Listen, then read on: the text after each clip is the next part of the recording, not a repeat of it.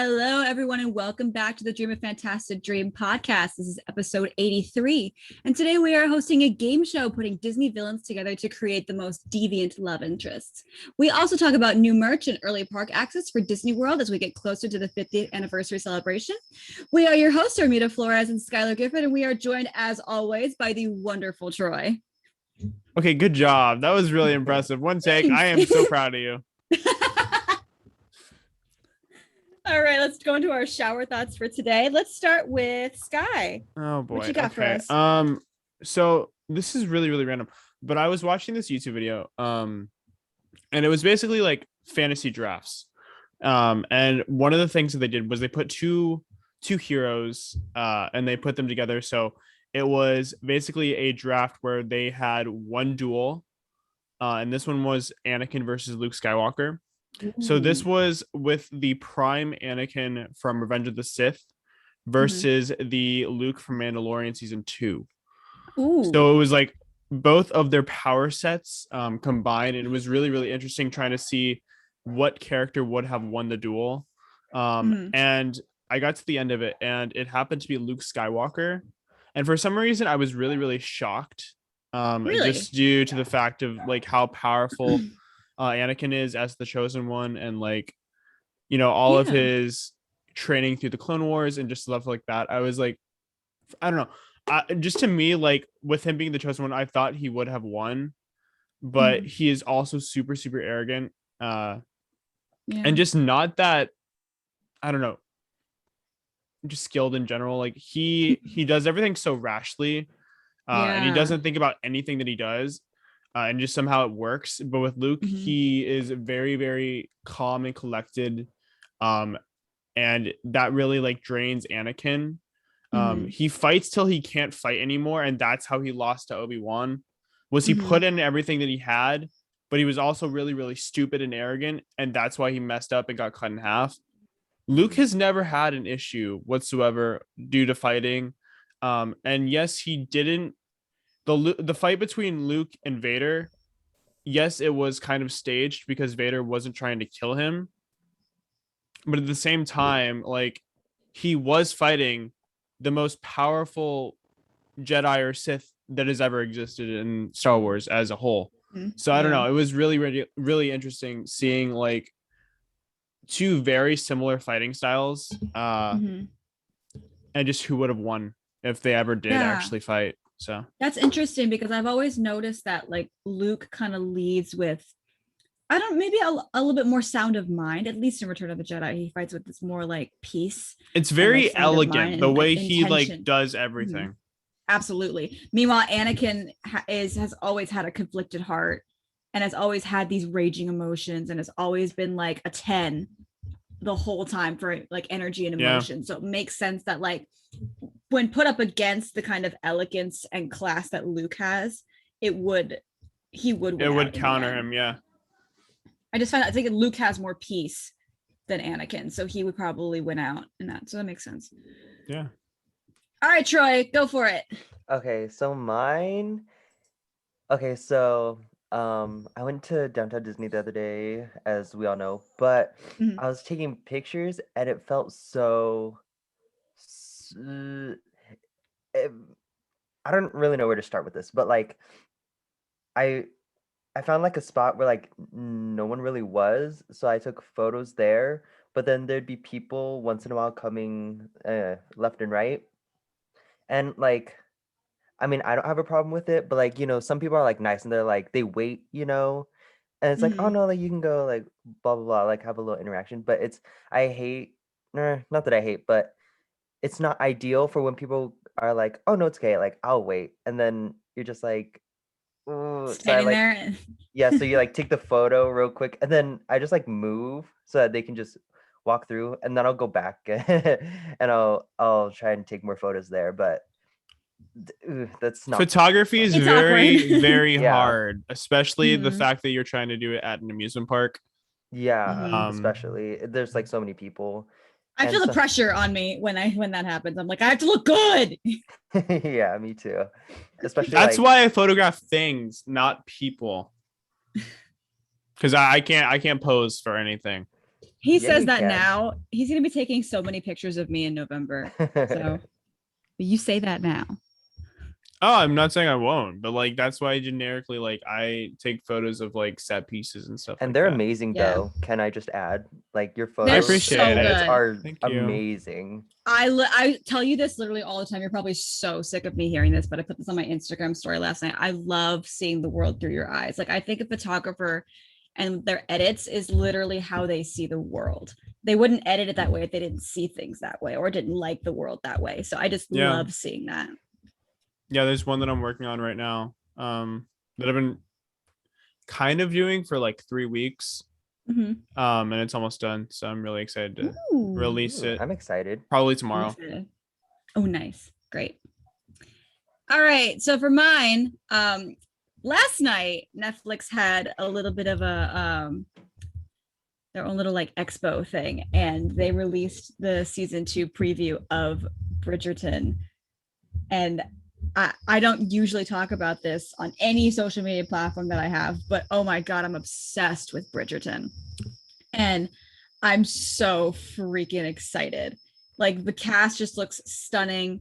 Everybody who watched the first season read the book series, and the couple that they're going to put in season 2, everyone is the most excited for, which is insane because the first season couple was spectacular. So the fact that it's going to get even better is really exciting to me. And I'm like, I saw their first, like, it was like, the scene was that main couple's first interaction. And my heart stopped. It's so good. And like the dialogue is just as good. I'm like super excited. Big so I started question listening to here. like, yeah. Mm-hmm. Are we gonna go with On My Block season 4 or Bridgerton season 2? One over the other? Yeah, you have to choose one. That's not nice. I don't appreciate that. What one will you choose more? Like, what are you more excited for? It's interesting. I feel like, I mean, maybe Bridgerton season 2. I think Interesting. Okay. I am my family is really into like the Regency era stuff. And I think there's just something so like sweet and like rose colored and romantic about that era, especially with the way that they've set it up in this particular series where it's actually diverse. Well, I was gonna say, we don't like, have to worry about any of that. I kind of like how On My Block season 2 is like more focused on Latina and like, yeah, I don't know, like the dynamic between them as like not only like characters but as like a community is really cool to see. But I am excited for On My Block because that comes out next week. Comes out yes. It comes out like next week-ish. So Comes out the 4th. I don't know what day that is. That's I don't know either. I don't have a concept of time. So I had no idea October 1st was Friday. So that was exciting. That's really soon. That was really soon. It comes out Monday. Like, oh shoot. Monday. Okay. So next Monday. Beautiful. Yeah. I'm really excited for that. It's the final season, which makes me sad. And maybe that's why I'm excited for Bridgerton season 2 more, because On My Block is the ending and I don't want it to end, and I may put it off. I may watch like one episode a day just so I can prolong it as long as possible so it doesn't have to end. Oh, you'll be okay. It'll be fine. Before we start, I got this cute little button and I'm so happy. He has the button. It's so why is it so amazing? It looks so cute. I honestly love this design. Yeah. Me too. It's the so we have a merch shop on Redbubble now. Most of the designs were made by these two gentlemen here today. It looks amazing. All of the we have like about 700 different items you can 700 basically choose from. Yeah, and it's insane, and everything looks so good. I'm obsessed with all of it. The only reason I haven't splurged like you have on all of the merch is because I'm still deciding what I want. Because I like when I shop like this, I'm like, oh, what do I do? I'm gonna go broke. You already went rogue. You already like got. I spent over $100 on my own stuff, and I'm like, do I feel bad? Yes. Do I care? No. I'm getting more because like I don't know. I have an idea. Oh, it looks so good. I really want to do. I kind of talked about this with you, and it was like you know the like black and white clown. Yeah. I want to do that, but I want to make it like a Halloween theme with Pennywise and have like an it thing for Small World. Oh, that is Oh, horrifying. Yeah, that's you did fun. mention that. That's Yeah. horrifying. I'm not excited about it, but I'm glad that it makes you happy. I don't know. I just That's think what's it'd be important. interesting. All right, you ready? Yeah, let's go. All right. So we're getting into some news today. There's a lot of like little things that to get to today. That's a lot of 50th anniversary stuff. First things first is the new Mary Blair and Tomorrowland inspired lobby officially opened today at the Contemporary Resort. Everything was unveiled. I was like, Mary Blair and Tomorrowland, like for some reason in my head, those two things didn't mix. But when I saw it, I actually really liked it. I think it looks really great. I'm surprised she hasn't done more, if I'm going to be honest. Like, she's such a well-known Imagineer. Like, I'm surprised she hasn't done more and more like areas or places more stuff throughout like the that. Yeah. Disney parks. So brand new. This Oh my good. god. Oh my god. This looks so good. So brand new Hocus Pocus merch has arrived at Walt Disney World, which includes a new Loungefly backpack and her universe apparel. These look so good. I actually really liked the t-shirt. It has this castle design on it, and I was like, oh, okay. I like it. I really like it. So ahead of the 50th anniversary, oh my gosh, this is a lot. Okay. The 50th anniversary celebration, guests of select Disney World hotels will be able to enter the parks 30 minutes early. Only a select few attractions from each park will be available, which we kind of talked about a while ago. Yeah. With Madeline. I don't know if you were. I don't think I was here. Or not. No. Magic Kingdom, most of the Fantasyland parts will be opened, as well as Tomorrowland. That list was so long. Like, listen to Magic Kingdom. It's ridiculous. That's like 25. Well, not really 25, but it feels like it's like a lot. All of Fantasyland. It's like most of Fantasyland. And I was surprised that they had a whole land open, because that's not the case for most of them. In Epcot, the Beauty and the Beast sing-along, Frozen, Mission Space, Soarin', Spaceship Earth, Test Track, and the Seas with Nemo and Friends will be open. Not Nemo in the big blue. Where's Living with the Land? They sing that at the end of the Seas with Nemo and Friends, and it makes me happy every single time. Yeah, Madeline hates it, but it's fine.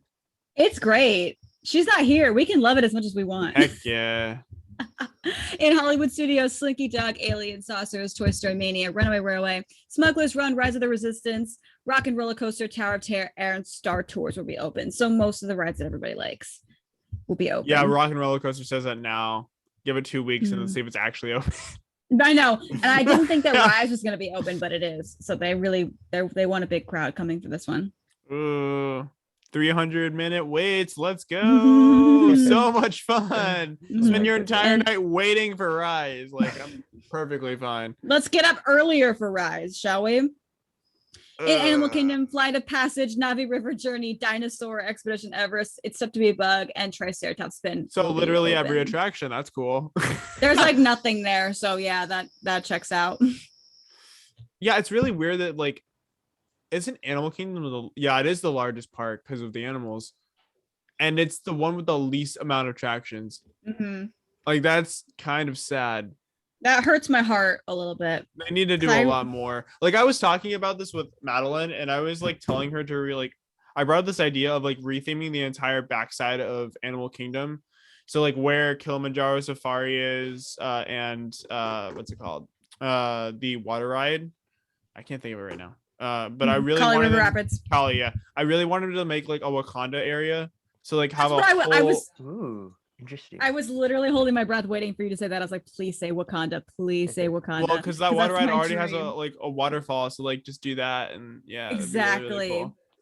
Yes. I don't know why they have it. I know they're bringing it to California. Because Florida does not. I know. Disney World does not have the rights. But he's not part of it though. He's not part of the Avengers. And he's not part of the X-Men. They don't, but like California has rights to do Marvel in the parks, but Florida does not. Certain characters are fine. Like Ant-Man and the Wasp is fine in Florida. Really? Black Panther should be completely fine in Florida. Like there's certain characters that like don't abide by the rights or whatever. Going off of that, we might lose all of the MCU. So good luck, guys. No, that's not true. They're just gonna have to pay people more money for us to have the characters we want in the parks. That's pretty much it.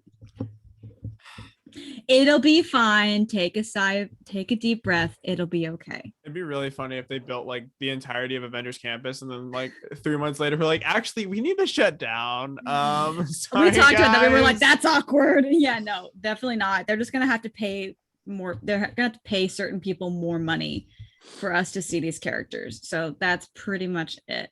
That's fine. Yeah. All right. Starbucks has released a new pin as part of their Been There series in Epcot celebrating Disney World's 50th anniversary. The pin features the 50th logo with Spaceship Earth and Figment. Now, I hope it doesn't stop here with those because the Been There series is the one that does the little mugs, the Starbucks mugs for each Disney the purple park. one? Yeah. Oh, it's that? Okay. I was like, it's I that. think I know what you're talking about, but I was like, I don't know. No, it's that one. Yeah. It's really cute. I love the Been There series. We have a Christmas tree in my house. We have like 5 Christmas trees in my house, by the way. And there's one that sits in my kitchen that has the Been There series Starbucks cups from Disney World all over it. And I just find it funny that they're doing the pins and everything because I'm not only am I trying to plan a Disney World trip for my birthday, but at the same time, like my cat broke a lot of my Been There series mugs when she was playing around with the tree. So my mom was like, oh, well, guess we got to go back. So, yeah. What hotel are we thinking about going to? Ooh, good question. I kind of want to go to I want to splurge. Look at a Boardwalk or something. Ooh, Boardwalk. Of course you want to go to Boardwalk. That Fine, doesn't AKL. shock me. I don't know. That doesn't, no. My mom's favorite is AKL. She loves AKL. She literally, like, when we first went, I was 12 years old. I just feel like it's really basic. She loved it. She went in and she, like, after one night, we were walking out to go to the park and she stopped in the middle of the hallway and she like threw herself against the wall and she shouted, I want to hug this hotel. It's funny. Okay, to be fair, like, ew. I went, this is really off topic, but I went over to Swan and Dolphin. Uh-huh. Their hotel is beautiful. Ooh, it is so nice. Like, yeah, it's not really like a Disney resort or whatever, or it's like marketed as one, but it's literally like one of the best hotels that is on property next to Epcot. It was so beautiful. Yeah, that's cool. I don't know where I would go. I have to think about it. I have a couple of ideas, but I'm not. We could go to Pop Century. Oh, that would be fun. I could die again. All right, testing for Harmonious at Epcot has begun. The show is anticipating a soft opening preview on September 29th and 30th before officially opening on October 1st. And I actually discovered this. My coworker ran to me at work. And like apparently in all like the Disney Mom Facebook groups, people were recording the testing of the lights on Spaceship Earth. Well, and they're also insane. Never mind. I was thinking about the Magic Kingdom one. No, it's the Epcot one. It looks insane. Wait, what one are they live streaming? I think there's 2 that are live streaming. I don't know for sure, but I would guess Magic Kingdom. Because I know that's one. I thought they were going to do both. I don't know what the other one is called though. It's called like Enchantment. Yeah. Okay. Like yeah, Disney Enchantment. Yeah. Because they're like live streaming Harmonious, and they're live streaming that on. Okay. It looks. I think sick. Wait, is it today? No. Oh, what is today? I had this written down. Hold on, give me 1 second. We have no concept of time, everybody. Yeah, everything is no idea. Okay, it's the 30th. Yeah, they're doing Disney Enchantment and they're recording Harmonious for the Disney Parks blog. Beautiful. I'm excited. It looked really good from what, the videos people took from a distance. I thought it looked really good, so I'm excited. Yeah, for sure. Disneyland's Merriest Nights has released a special holiday party offering to magic key holders at the Blue Bayou restaurant. Not much else has been released other than hinting at a New Orleans Cajun style boil, which sounds like a lot of fun, but we know next to nothing about this event, what it's going to look like. And we know what the skeleton of it, but like we don't know a lot about it. So the only thing we know is that they're having Tiana as like the host of Blue Bayou, which is kind of cool, honestly. Like I would love to see that. Yeah, that'd be fun. It's too bad we can't go. Yeah, you want to spend the money like $200 for 4 Absolutely not. hours? Why not? It'd be I so feel much fun. and maybe because we don't know enough that I feel like there's nothing to do for $200. Like I feel like there's just nothing to do. It doesn't feel worth it at all. No, and not Like not, everything and we not could right now. do, It doesn't. we could just do it. If they had like released everything that could possibly happen, if they did like a showing of Christmas Fantasy that hasn't been on in 2 years, I would consider something different. But like, there's just nothing that's really jumping out at me just yet. That's making me want to be like, yeah, let's do this. Like, I can't think of I'd be anything. really surprised if they didn't show Christmas Fantasy like just normally. I don't know why they would have to make that a ticketed event. I'm pissed that they're doing that with the Halloween one because I love that parade so much. That parade's so good. It's so fun. It's so much better than Booty U. Like, sorry guys, Booty U sucks compared to what Florida. we have. Yeah, this is like our like best parade is like, I guess like mid tier for Florida. I don't know. I hear you because like as a former Disney cast member, the things that I would hear about what Florida would do to parades that California lent them were not good. Oh, Like no. I heard No. I heard not good things that would like we would get them a parade and it would come back and we were like we can't do anything with I this. remember when we gave them, wasn't it Main Street Electrical Parade that we lent them or something, and we got like the stuff back and half of it was like broken, some of it was missing, like 3 of the bugs were like completely gone. Like if you're wondering where like this, if you're wondering where the circus float went and the giant mushroom, that's what happened. Yeah, Florida killed it. And like, well, actually no, they brought back the bugs, but like the bugs are broken and damaged, so that's why they turned them into like the seats for Goofy, Donald, Pluto, and Paint the Night, because they were just destroyed. They were completely destroyed. So not fun. So but like you can knowing that information, I now watch Booty U versus Frightfully Fun. The floats are a lot less breakable in Booty U. Like I look at the design and I'm like, yeah, that's less likely to break. Yeah. But if you look at FFP, Frightfully Fun Parade, little cast member lingo for you there. If you look at FFP, the floats are so much more intricate and detailed. And like there's a lot more loose things and there's a lot more like vivid. It just feels like there's so much more love put into that parade than Booty U. It's beautiful. But anyway, so like that final villains float, slay me. I love it. It's so good. With the dragon on top of it. Oh yes, it's pretty great. Love it. All right, full details for Remy's Ratatouille Adventure virtual queue have been released. It's exactly the same as what we've seen for Rise. First boarding group start at 7 a.m. and then a second one at 1 p.m. Only guests with a reservation for Epcot that day will be able to receive a boarding group. It's literally the same thing as Rise. Everybody calm down. It's the same thing. They literally just took the virtual queue from Rise and put it onto Ratatouille. So, I mean, that's nice. It'll be okay. Yeah, it's nice, but a better chance to get it. Yeah, probably. It is rumored that Disneyland Paris will not have any Halloween shows. I heard about this. It's really, really sad. Or parades this year due to the spread of COVID-19. Their Halloween festival will go on as previously scheduled with character photo ops that will still be in place. And Maleficent's dragon will still be there. Future daytime parades for the park are still rumored to be canceled as well, which is not great. It's not great. I don't want to go to Disneyland Paris anyway, but that just is another point against it for me, because like I've heard a lot about, like, just today I've heard a lot about Disneyland Paris, and apparently like you have to like really seriously plan your meals to go there, because everything is open for like an hour and that's it in terms of food, which is ridiculous. So yeah, Disneyland Paris is like the one park that I have I want to say I have no desire to go to, but it's the one that I have like the least amount of excitement for. Like I'm really, really wanting to go to Tokyo. Disney Sea looks fantastic. Like it is beautiful. It is so cool. Awesome. Shanghai is my dream park. Shanghai is either like the second or like if not the same, because Shanghai has the best Pirates of the Caribbean. It's so good. Mystic Manor, I'm pretty sure is Shanghai. That It's either is Tokyo. It might be Tokyo. Mystic Manor is Tokyo. Phantom Yeah, Manor Tokyo, is Disney. Paris. Phantom is Paris. Phantom is the only reason I would go to Paris. I'm gonna be real. Phantom Manor is the only reason I would go to Paris. That's not true. The only reason I would go to Disneyland Paris is they have the best Big Thunder Mountain.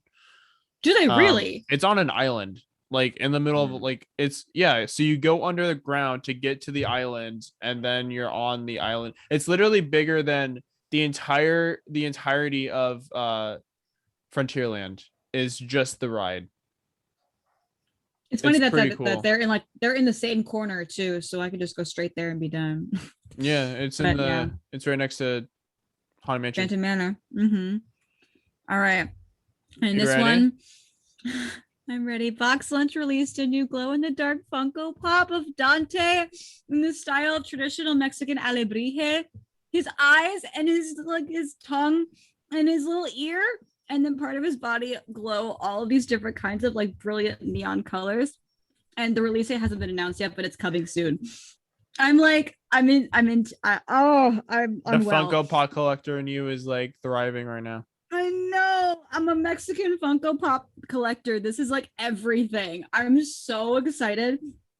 He just looks so happy and so stinking cute. Like Dante is like such a boost of serotonin for me. Like when I was for my 21st birthday, like this one friend of mine got me my very first like Dante Alebrije, and it was like this. It was like huge, and it had like a little wings and his little tongue sticking out. And he's so happy.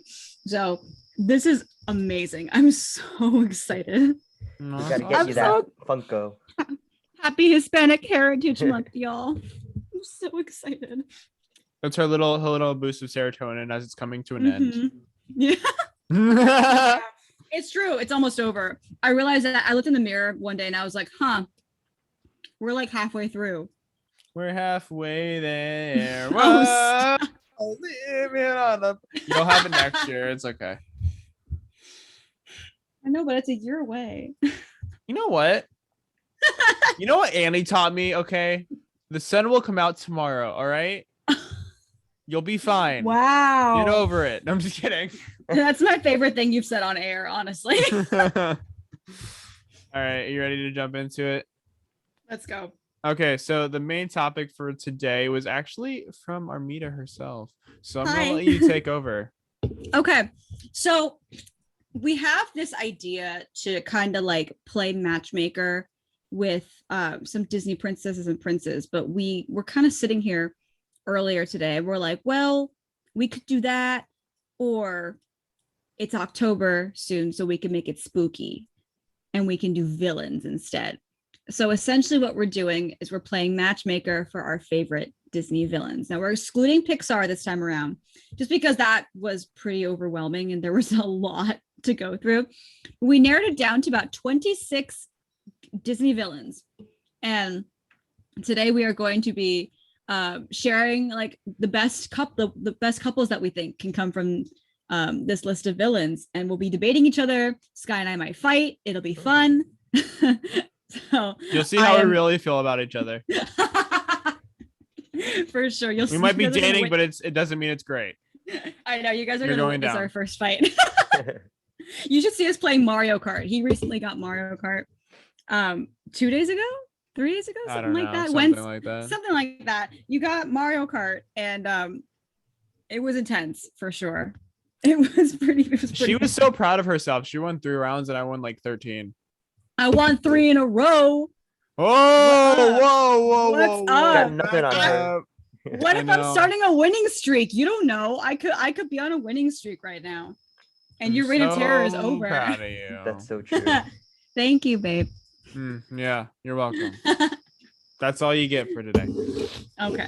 All right. It's gonna go downhill from here. All right. So which person do you want to start with? Ooh. I'm gonna let you choose. Do you want to just go in order from what's on this list here? Sure. Okay. So Maleficent. Maleficent.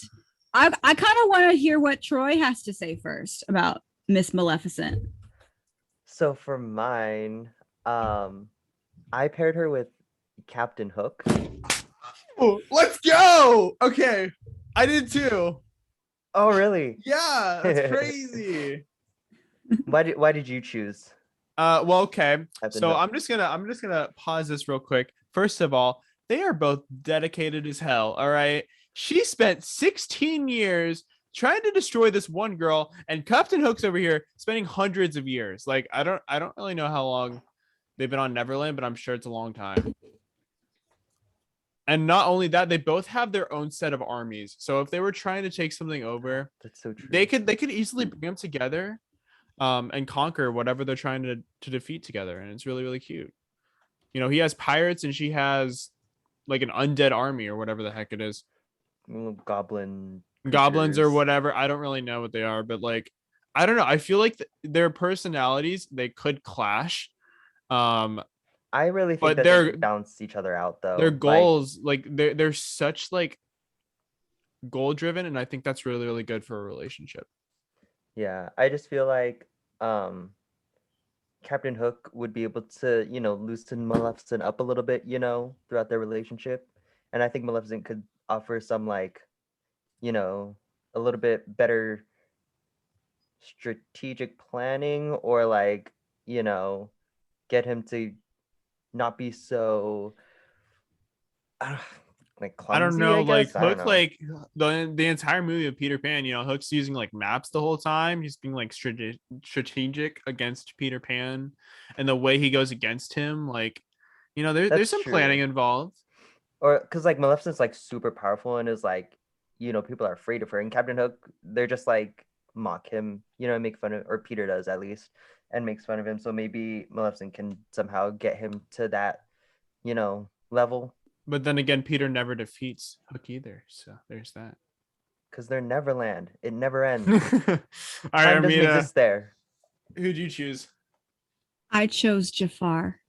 Really? I did. Both of them have this like really strong, resentful bitterness that has turned their emotions like completely off, but they have this like cynical sense of humor about it, which is interesting. Oh, like okay.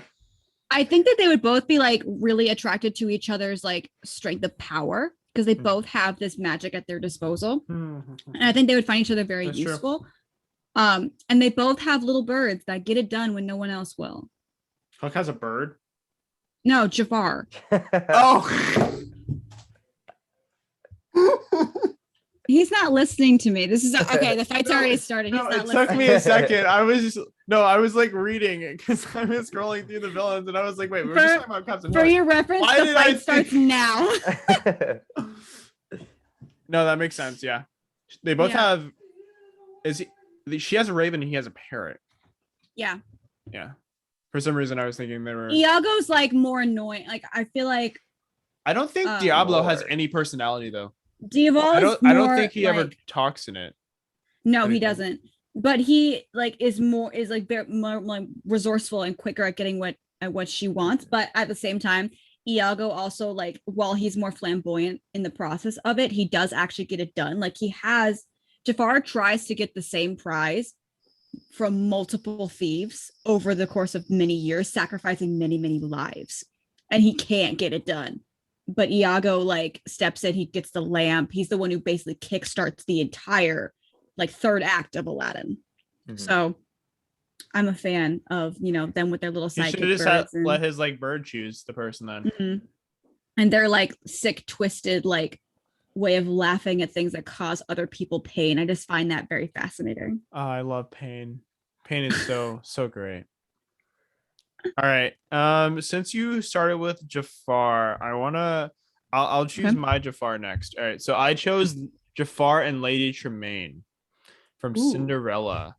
So they are both very, very well at manipulation, and they are both seen as like higher authority figures, because she is obviously like the ruler of this really wealthy family, and he's the second in charge of the entire kingdom.